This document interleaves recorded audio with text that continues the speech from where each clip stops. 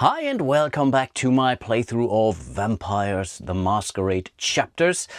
We pretty much successfully went through the first two prologues of our, let's say, main coterie. And today we are going to play one or two more. Let's see how fast things go. And all the other prologues I will definitely play for this campaign, but I will take them offline. Or off camera rather, because I still want to collect the experience points and maybe potentially an item or so, which might come out of this. So yeah, I think without further ado, let's do some reading, but today's first prologue will be a little bit more action prone because we will see our very first combat. Thomas Chardron, you angrily storm out of Samuel Armstrong's office. The nerve of these fucking blue bloods. No matter how much these Camarilla members pretend to protect the rights of all kindred, you know damn well the only interest they serve are their own. You sigh as you make your way down the streets of Montreal North. You pass a couple of cops interrogating a group of young kine. You're no different from them in any way. You still have to fight to defend what you have, and there's always somebody higher up the social ladder willing to take it from you. To think you're part of the undead now, and yet nothing's changed, it's almost comical, in a fucked up way. Something snaps you out of your philosophical thoughts, however. It's a group of young men, little bastards. As if being walking blood bags wasn't enough, they're leaning against your car. One of them is even sitting on its roof. A piece of shit. You stomp your way to them and come to a halt not too far, glaring at them in process. The young man cease their conversation to look at you with mockery and disdain. "The hell do you want, old man?" "Get off my damn car," you hiss, teeth clenched. They look at each other only to snicker. "This piece of trash is yours?" one of them says. The others start laughing. You clench your fists. "I said, get off my fucking car, you little shits, before I make you." You can feel your blood boiling and the beast inside you ragging. The one on the roof steps off and lands on his feet. He immediately takes out a switchblade. And what if we don't? Time to show these bastards who's boss. Our objective for this prologue is beat up these lowlives. And yeah, as typical as our very first action, we are basically starting to read event E1. Let me quickly set up the main game board here. It's this street scene here. The rules also tell you should have played another prologue first, which I think was Aaron Conway, the Gangrel character. I did actually play that already, so hopefully I will not mess things up too bad in respect to this combat. And yeah, down here, the scenario also tells me use the Thug 2, Thug 3 and Gang Member 21 state cards and use the same Mortal Kombat deck for all three. Makes sense. Okay, it's punishment time. Okay, for this prologue we are being told we should be using celerity level 1 discipline, the fleetness one. You may change it to Cat's Grace after the prologue, because typically there in the disciplines there's one stage of those where you can choose between two. Cat's Grace I don't think really fits for this Bruiser character here. So I think I'm okay with the fleetness discipline now. You eye the hooligans before you. Your mouth contorts into a sneer and your brow furrows. You quickly crack your neck. Okay, now we get a choice. Run to the manhole cover and grab it to use it as a weapon. Pick the first little you see and end him. Okay. I believe this is the manhole over here, so I honestly do think it's really on our way, and right now we are still ourselves to some extent. We really haven't increased our blood level or hunger level too much, so I think we are still very much in control and we want to control the situation. And the more damage we can do with weapons, the better, right? So yeah, let's go to E3 instead. Quite the idea. First you must reach the sewer lid. Okay, move your character to a hex adjacent to action token 1. Time to lift it up. Your gaze rests on the little man who is sitting on the roof of your car. Thanks to your supernatural strength, this will be a good weapon. Okay, now we are making a physical plus an athletics checks, difficulty 1. This really doesn't seem to be all that difficult actually, because when we check our character sheet here, it already tells me we had an athletics of 1. This is pretty much an auto success, which we need. The tutorial now tells you, hey, if you want, you can now check out what happens if you would fail. If you want, you can also increase the difficulty to 2 just to see how a test goes. But I believe we did tests in the last prologue, so I'm not bothering here. So I don't really need to roll a die in this case. No, I think nothing can go wrong here actually. Even with the 1 red die, we are rolling. So no, we have succeeded. Nicely done. Got it.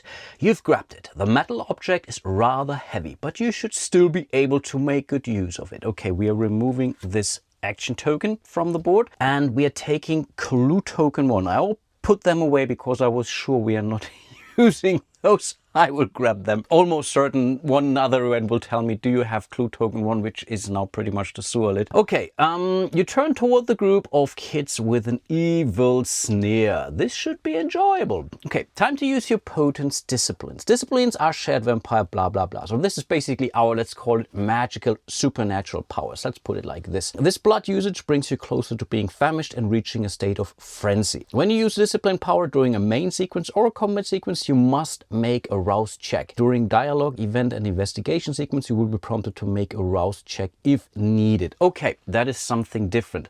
So we are now making our rouse check because again, the thing really tells me we are going to use our potence discipline, which I believe is the prowess one. Exactly, this will be an ongoing one. But first of all, we will have to make a rouse check. And the way how this works is we are rolling a red die and basically hoping for a success. So let's see. This was a success. Amazing. If we would have rolled a blank or worse, the skull, our hunger level would go up by 1 or 2 levels respectively. And Thomas Chatron, his rage, his hunger caps at 4. So we can relatively easily lose the scenario. But in this case, we were totally fine. We rolled our success here, which means we can now use our prowess discipline, which is a so-called active discipline here. And it allows us to add your potence level as dice to your brawl or weapons skill checks, only if we're using melee weapons here. And it says down here, active effect ends at the end of the combat sequence. So we have now basically used our blood simply to activate this discipline. So we pretty much get 1 more die for everything we are doing in respect to our brawl or weapons. Cool. Use the object in your hands against the closest gang member with greater force by using your supernatural strength. So let's continue. Violence is the answer. Set your character on the designated hex, so basically right next to what is my car, I suppose. Your muscles bulge. You smirk devilishly. Now it's time to shine. You decide to hit the one closest to you with all what you've got.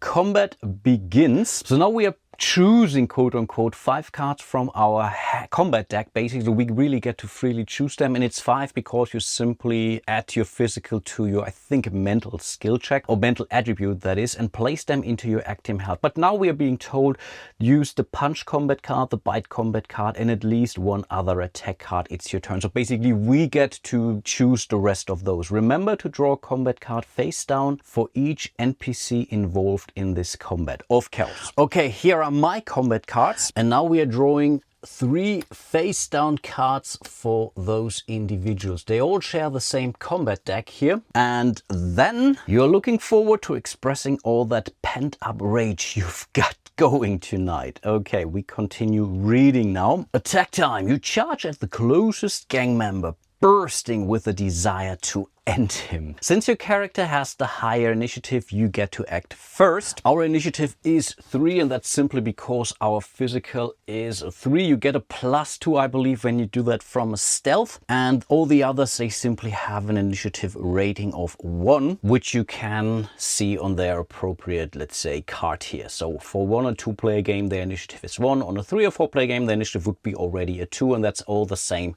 for all our 3 thugs in this case. The tutorial still guides us here to some extent, so we have to attack basically the thug leader, one of the guys that is next to us, and we shouldn't be using bite or punch combat card. That's why we had added a third one here, which is the high kick one, which simply gives us a +2 to our defense. Because we are adding, because we have our prowess here active, we are adding an additional black die to that. And I believe down here, exactly, if you have clue token 1, add +1 damage to your attack. That's simply a natural damage, so we don't need to roll. But now, because we are attacking something which we haven't really revealed yet, so basically his combat card here, we have to pick under it. If it is a defense card, it's being used. If it is an attack card, then not. And in this case, it's special 1 and it's Stoic Rebel. What does it say? F the system and FU. It's basically an attack, but it also, it also gives him 1 more resistance. So his overall resistance is 2. That's pretty much the defense of this. I'm relatively certain that the resistance also counts right away for these guys. Anyway, we are now rolling some dice because we used a Brawl action card. We are rolling our Brawl dice here respectively. And Brawl already has a natural success of 2 basically. So we're already through the defenses. That's already a good thing. And we get an additional attack because we were using our sewer lid, right? The thug leader is this guy down here, number 4. So we are making ourselves ready. Again, we are rolling 3 for our physical test. We are adding 1 because of our prowess here, of our discipline. Nicely done. And then we are adding the +2 here for this guy. And we are adding 1 more success. One of them has to be exchanged into a red die. They're slightly worse, and in theory bad stuff can happen, but I think right now we are still okay, and we can still use our willpower here, of course. So let's see. And again, 2 damage is basically already, or the resistance already negated by our Brawl rating. Right. So let's see. Okay, that wasn't really all that great. We did 3 points worth of damage, or basically these are coming through, plus the 1 we are getting from the sewer lid. That is 4. The 2 from Brawl, these are auto success. So in theory, we have 6 successes. That could be enough already, actually. 1, 2, 3, 4. Yes, indeed. So we don't really need to re-roll. Cool stuff. So this guy is already taken out, which I think is super important. So we are placing this guy next to our board, and also the initiative tracker basically disappears for him. I don't think we need to do, let's do it like this. Of course, this was now our go, so we will have to move to the right of the initiative track. So our turn is basically done. So it's time for their move. The little bastards are regrouping. They're ready to attack you, but you are not intimidated in the slightest. You've been through much worse. Okay, so it's now their active turn, and each turn will move toward you if they can. They will use combat cards to attack you. Reveal the combat card drawn for each individual gang member. If it is an attack, if it is defense, it does nothing. So let's do that real quick. So let's simply start with her. In this case, it doesn't really matter. Her attack is 1 plus the 1 she's doing here. They're not rolling any dice whatsoever. They're simply tallying up all the attack or damage they get, and that's what we have to deal with. Of course, we didn't defend, which means we are taking the full force of that attack. I think first of all she has to move, but her movement is a 2 here anyway, so that doesn't really matter. And now she will inflict 2 points worth of damage. Again, we have nothing to defend, so 1 and 2 points worth of damage. Right now we are still standing, but of course this guy is attacking too with a special 1, a fast and vicious cut, +1 damage. So it's basically the same thing. Luckily, again, we are only playing a 1-player game in this case. So again, another 2 points worth of damage. And I believe we were extremely unlucky in respect to the cards that we have drawn. But I'm relatively certain that the next couple of combat cards, we should see at least 1 defense card, which makes our lives more difficult, of course, but also they don't hit us, right? Okay, now it's time to fall back. The first round of combat is over, so we will move all our initiative markers back to where they are, but that doesn't really matter. New round begins, it's your turn to act. If you stay where you are, those little Fs will beat you up. Use your Celerity 1 Fleetness Discipline card, which I believe is now another active card indeed. So and we can only have one active card in effect at any given time. So if we're activating this, we will get rid of the other one, the Prowess. But we will have to make a browse check. But again, the game is telling me, so I am following here, of course. Let's make the rouse check. And in this case, yeah, our hunger level did increase by 1. This really does suck. So we have to replace 2 black dice with the red dice. Let's see about that. Honestly, in a normal game, I wouldn't have done that. I would have used blood to heal myself, actually. That is also something that you could do, and would have simply have given them a beating. I think I could have healed 2 life points, and then I should have been able to take out the other one or so. But yeah, let's see. You decide to retreat to gather your thoughts, and your movement is 3 hexes. This is now also a thing that is very strange, because as per the rules, even as per the online rules, so the newest rules out there, your movement is basically, I believe, athletics plus 1. I think they have now changed this to be 3 pretty much at its core, and I'm not sure what is correct in this case. Why didn't they put that into the rule book? Or is that simply a goof in the app? I don't know. Because of the Fleetness Discipline power, however, your movement has increased. So we have now 4. As you can only have 1, your Prowess Discipline is now inactive. Of course, we have done that. You may be fast, but you want to put as much distance between you and them as possible.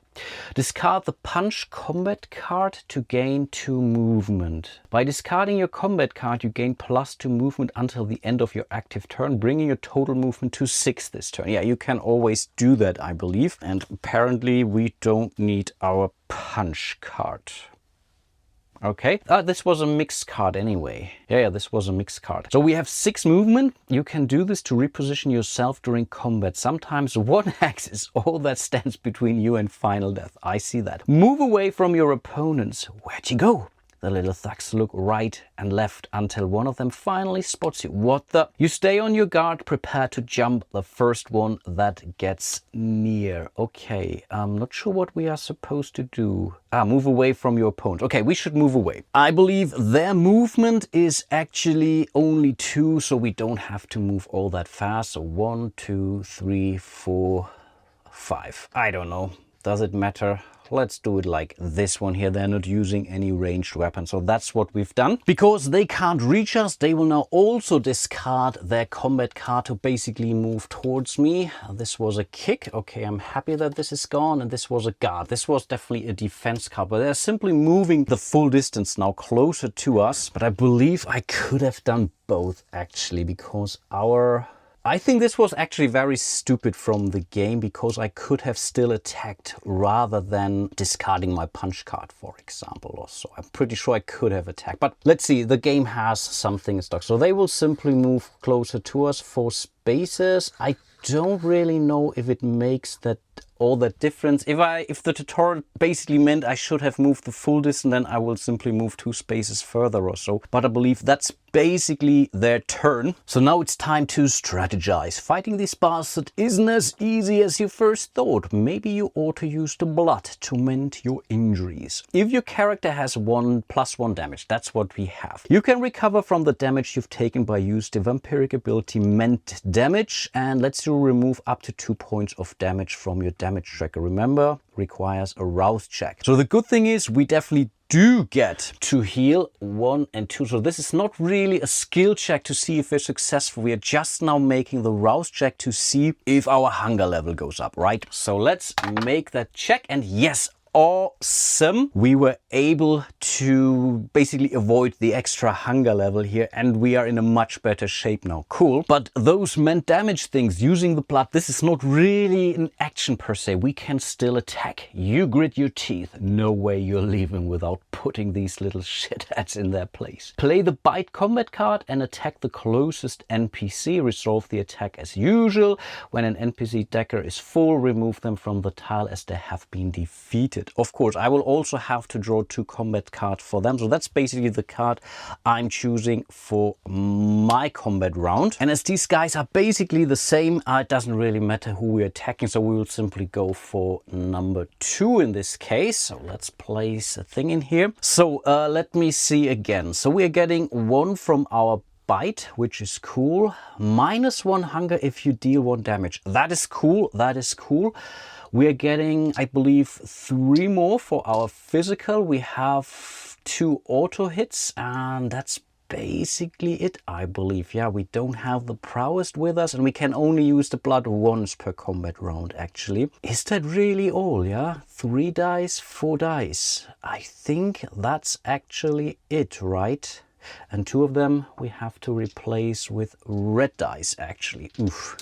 Let's see. We have to peek under the combat card, of course, to see. No, it's an attack card, actually. Which means they are not taking, and their, what is it, resistance is only a 1. Okay, and we have 2 auto successes here. Let's see. So these are 2 successes, 3 successes, 5 successes. They have 1 resistance. No, she's dead. I believe this is the 91 here. She is out. And we know she was going to attack us. So I think this was really, really worth it. And again, we didn't have to use our willpower here, right? 2, 3 plus the 2 from our brawl. It was a brawl, right? Yeah, and oh, that is so cool. And because we did 1 damage, our hunger goes down. Because, yeah, we fed on them. Oh, that is so cool. Nice. So she's dead as well, which means we can discard this card. We will turn this one sideways here as well. And then it's only this guy over here, and it's his turn, actually. And he's doing a punch, which gives him an additional initiative. That is quite okay, but he's not doing any extra damage. So we're taking 1 point of damage this round. That is quite all right, actually. But of course, his initiative goes up. We would now reset them. Normally when you use them, you place them on the right side. You get the idea, but it's only 1 versus 1. But we are still, of course, taking 1 point of damage here. Cool. And now the tutorial has basically abandoned me, which means I get to make my own decision. So first of all, I think I want my prowess back because I want the extra die, which also means we have to make another rouse check here. Unfortunately, our hunger goes right back up where it was, but that's okay. For our card, I think we are going to play the hook.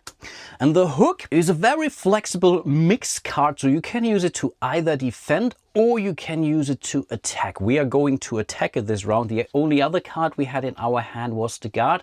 You can pay willpower to take all the cards back into your hand. Maybe I should have done that, actually. Yeah, let's do that. I will spend 1 willpower to get all the cards that I've played back into my hand. So instead of the hook, I think we will bring back the high kick here, which is a +2 attack in this case. So nice, but of course our hunger level is back at 2. Let's see how things go. So again, we will get 3 dice from our physical, 1 for our brawl, for our prowess here, and 2 dice from our high kick card, but 2 dice, these need to be red dice. So again, we are rolling 6 dice this combat round, and ideally we're making some good damage. Is that good enough? 1, 2, 3, oops, that's 4. Plus a 2, so we have 6, but of course we have to peek what they are doing to see if this is... No, it's a special card, so he's not getting an extra resistance, and his resistance is 0 actually. Oh, I see that now.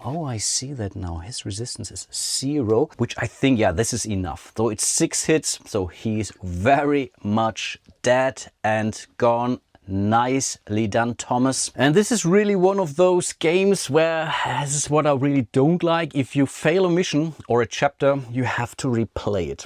And this is really something I'm really not a big fan of. I really like Journeys in Middle-earth.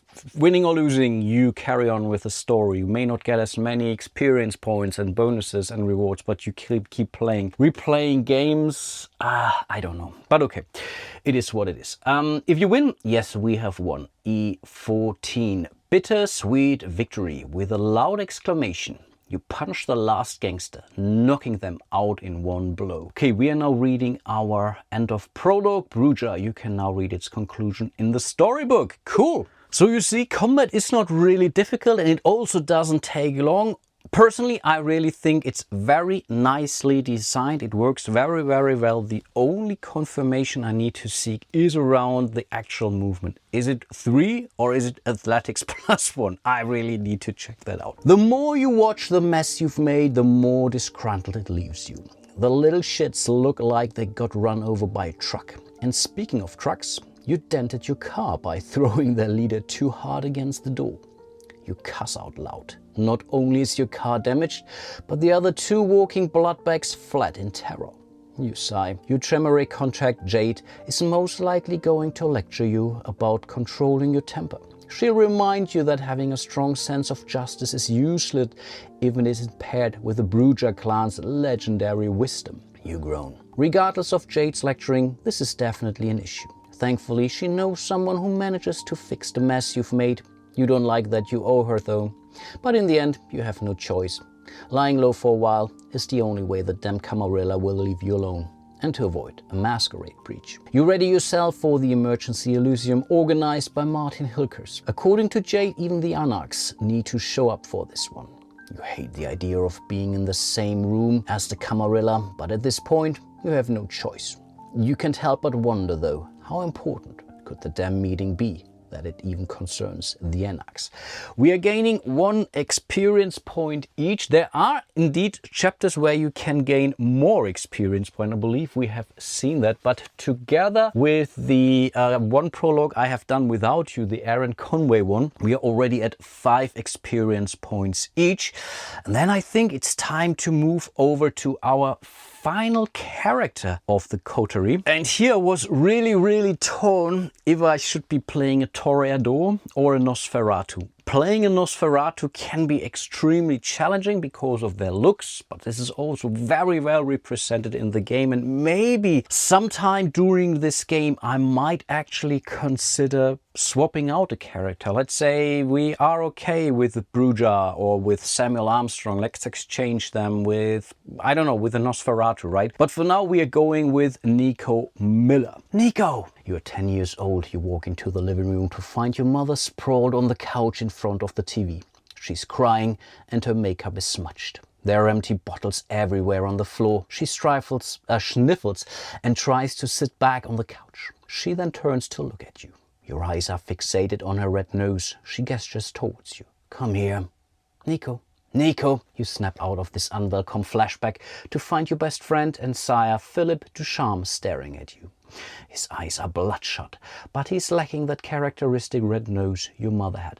Basically, the sire is pretty much your maker in the world of Vampire the Masquerade. Are you okay? He inquires. He leans towards you and reaches out to gently squeeze your shoulder. You smile and shake your head. Yeah, I'm fine. Sure? He insists. You nod and glance around his mile and condo. It truly is stunning. Right now, you're just lying back in a beanbag chair. Next to you are 2 other Toreador, Daryl Roy and Talia Lira. They're talking mostly about local kindred gossip and giggling intensely all the while. Nico, you snap out of your daydream and look back at Philippe. Next to him, lying in another beanbag chair, is a ghoul with her forearms exposed. Ghouls are basically, folks, mortals pretty much, who are working for the vampires. The man looks completely intoxicated, most likely from ingurgitating mixture of drugs and alcohol. Your eyes briefly rest on the bite marks on both his arms before returning to Philippe's red eyes. You internally sigh. He also looks like he's barely holding on to consciousness. I think I'm a bit effed up. You think you could go get me a blood vial so I can, sober up a bit? He slurs. He can tell he's trying his hardest to appear fine. You agree to go fetch the vial for him, hoping that it will help him. At least until the next time this sort of thing happens. Philippe reaches for the table before you and grabs a notepad and a pen. He then scribbles something quickly before ripping out the sheet of paper and handing it to you. There, I wrote down the address for you.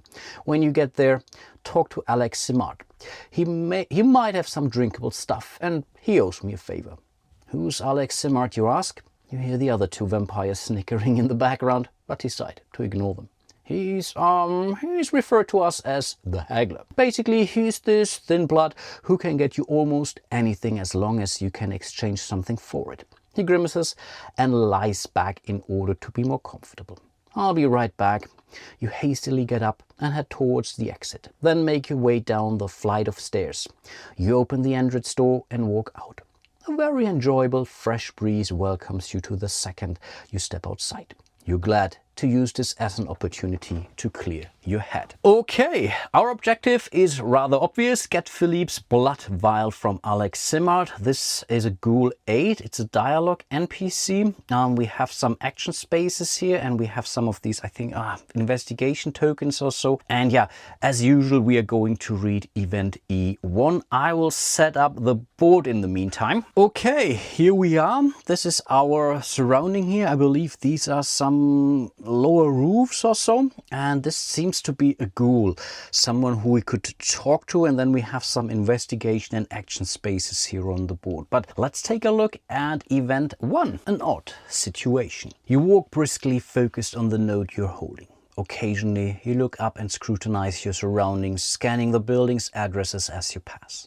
To your surprise, once you've reached your destination, Alex's pawn shop, there's a man standing in front of the closed garage door. You hear shouting and screaming from inside the building. Looks like this is the place. Considering how the man at the entrance is glaring at you, you assume he's not just gonna let you through. Time to find a way to break in. And then basically, if there are no longer any token you can interact with, action, investigation, error, then we must read event E10. I'm not sure if that is a good thing or not. I have not looked at this particular scenario at all, so I'm completely blind. I've not played it before and whatnot, so I'm as curious as you are here. And one thing that is important to note, this ghoul is currently facing this way. I'm not sure if you're seeing this, and if not, you really have to tell me, then I have to think about something. But right now he's not seeing us. So we could basically move now into a so-called stealth mode, let's put it like this. But I think maybe we don't have to talk to him right now. Maybe we should talk to him. Would that be the reasonable thing to do? But again, the introduction already gave away that he's most likely not going to let me pass that store here or the garage. So let's move ourselves basically next. I think this is the street lamp here, and let's try to interact with this action token here. Turn off the lights. You look up to find a streetlight right above your head. One quick glance at the ghoul in the back tells you breaking the light might be a good idea if you want to sneak past him. Okay, so maybe we will see a stealth check sometime soon. Break the light. So we are making a physical pleasant athletics roll, which is 4 for her in total, but basically 2 dice plus 2 successes. Oops. And we need, difficulty of 3. Okay, we have 2 successes already. And of course, we still have to replace one of their dice. So we do this and we do that. So 3 dice was it, right? No, 2 dice. And one of those is red because our hunger level. Okay, we need 1 more success in this case. And that is good enough. These were the 3 successes we needed. Complete darkness. You look around and find a brick on the ground. You throw it at the street lamp and manage to break it. You are now in complete darkness. This alleyway was only dim lit before, but now it's become very difficult to see. Thanks to your Auspex discipline, you can see just fine in all but complete darkness. The ghoul will have trouble seeing you, however. With your heightened sense of hearing, you discern his loud heartbeat and other signs of nervousness. He doesn't like being in the dark. You detect his footsteps as he runs away. The sound of a car door swinging open and shut resonates. He won't be bothering you anymore. Okay, cool. Remove Ghoul 8 from the tile. Cool. Remove action token 1 from the tile. Set action token 4 on the designated hex. So, okay, we can actually check it out now. That is cool, and this is where this game now really becomes this real true RPG with all facets. You have investigations, you have dialogues, you have combat. For me, this is really the perfect mixture of what a board game based RPG should be. Very nicely done. But okay, this is the new situation. This is the new action token. Maybe we can try to break in or so, but there's still stuff to find out here. This is, oh, this is a camera. It seems this is actually a camera, also surveillance camera. And here, is this the back of a truck or so? Can't really make it out. Oh, that is interesting. What should we do here? Should I simply go? I mean, that's the idea, right? I will simply walk next to this. Yeah, I really played dumb. I have no clue what's expecting me. This was an obvious one. The story gave it away. So no, I think we are directly interacting with token number 4 in this case. Entering through the garage. With a ghoul gone, you now have access to the garage. You pull up the door and realize it was unlocked this whole time. You make your way inside. Upon arriving in the living room, you notice 2 kindred in a seemingly heated argument. So now really wonder if I should have talked to that guy. I feel like I missed out actually here, but then also a reason to play this prologue again and simply try different things, right? That's the idea of these things. Cool. They turn to look at you. Read Alex Simmert and his client dialogue. Okay, cool. So we are moving into another dialogue here. Where the hell is the package I ordered? A tall kindred yells at a shorter, bespectacled one. Now, Remy, I promise your package will arrive soon. No need to be so angry. Don't you talk back to me, you little shit. You had one job and you couldn't even do that. I demand you get me the damn thing now. You look at both kindred and clear your throat. This seems to be briefly calm, the one named Remy. Meanwhile, the other kindred turns toward you. He looks like he's feeling an odd mix between amused and annoyed at the moment. Remy furrows his brow. His beady eyes watching you with suspicion. Excuse me? Sorry for interrupting, but are you Alex Simmert? You ask the ginger vampire with a more laid-back attitude. I am, the nerdy vamp answers chirpily. Hi, I'm Nico. I came here to get my sire's package. Alex's smile grows wider as Remy huffs. Okay, what's going on here? Angry Bruiser, of course, another Angry Bruiser. Of course, Philippe's your sire, right? I have his stuff right over here. So what? You've got a neonate's package ready, but not mine? Given his mannerisms and overall appearance, you assume this man is a Bruiser.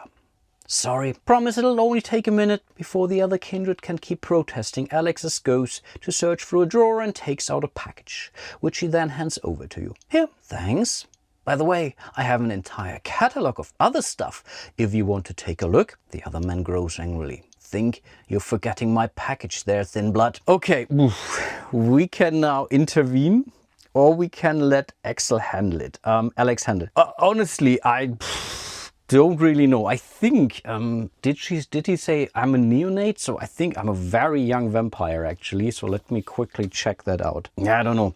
Doesn't really give it away actually, how old she is, but I don't really feel like intervening here. I really don't know. No, I shouldn't do that. Let Axel handle it. Let's go in there. Look, I know you're angry, Remy, but I promise it'll be here by the end of the week. You're just gonna have to trust me on this. The Bruiser violently pushes Alex, who falls back. Screw you! I should have known not to deal with your kind. I'll be back on Friday, and you better have it by then, or else... Alex calmly picks up his glasses.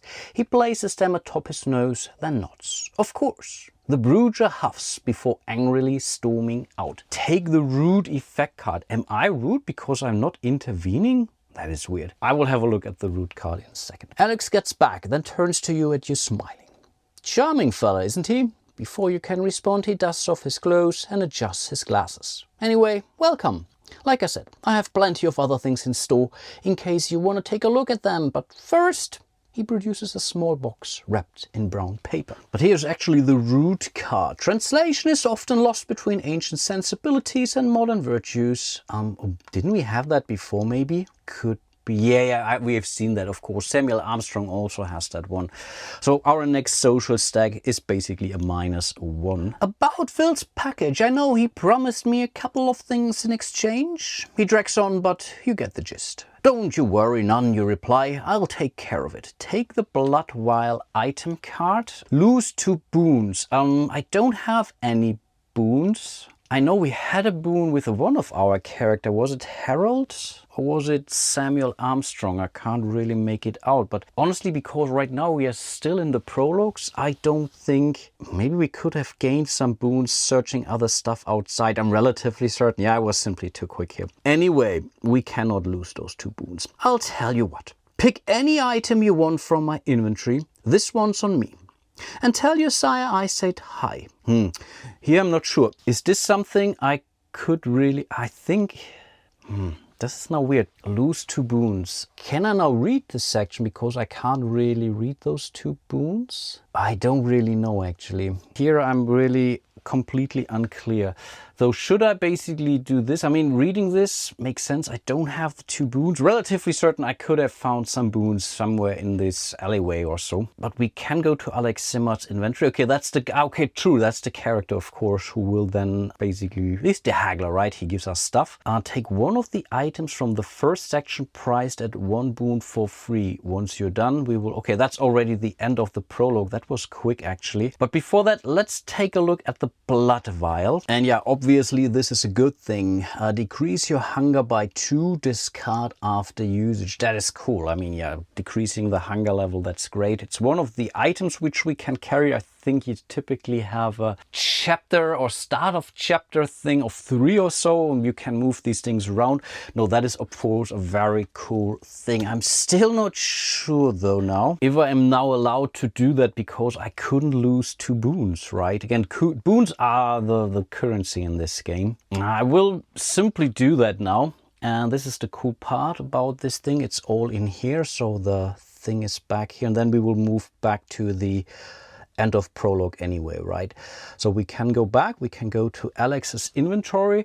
We are still here, and we can take one of those basically for free, which is at 1 boon. So we can go for a Molotov cocktail, we can go for a dog whistle.